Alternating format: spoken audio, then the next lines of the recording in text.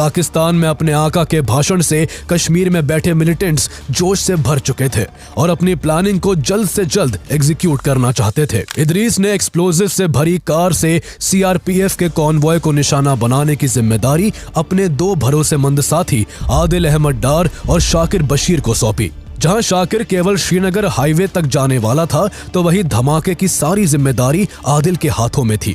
आदिल इस हमले में एक आत्मघाती हमलावर बनने वाला था। उसे पता था कि इसमें उसकी जान जाने वाली है, लेकिन उसे लगता था कि वो ये सब अल्लाह के हुक्म पर कर रहा है और उसे अंजाम देने के बाद उसे जन्नत नसीब होगी। उसके इसी माइंडसेट के साथ हमले से पहले जैश ए मोहम्मद ने उसका एक वीडियो भी बनाया जिसमें उसने भारत को बर्बाद करने की बात की।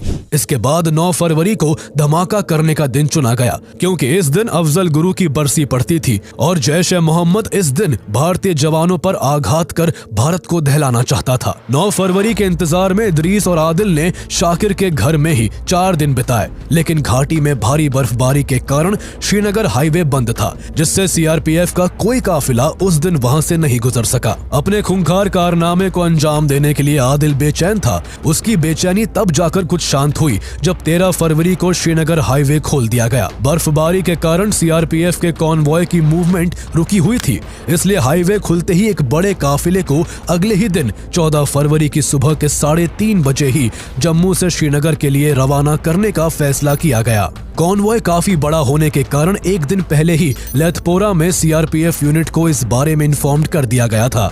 यही इन्फॉर्मेशन हाईवे में पड़ने वाले काजीकुंड, अनंतनाग, अवंतीपोरा और पंथा चौक में स्थित अन्य सीआरपीएफ यूनिट्स को भी भेज दी गई। इन यूनिट्स के जवान रोड ओपनिंग पार्टी आरओपी की भूमिका में थे, जिनके कंधों पर इस काफिले को अपनी टेरिटरी से सुरक्षित निकालने की जिम्मेदारी थी। इस दौरान इन यूनिट्स को सड़क को सिक्योर करने के लिए एंटी सैबोटाज चेक करने थे और सड़क के दोनों ओर गश्त कर काफिले की सेफ्टी को इंश्योर करना था। इधर 14 फरवरी की सुबह करीब 11:30 बजे शाकिर ने हाईवे पर अपनी नजर दौड़ाई। उसने देखा कि लाडू मोड़ पर बादलों से ढके आसमान के बीच भी 2 सीआरपीएफ जवान मुस्तैदी से तैनात थे। उसने थोड़ा और आगे बढ़कर देखा तो उसे सीआरपीएफ के 2 जवान और भी कई जगहों पर दिखाई दिए।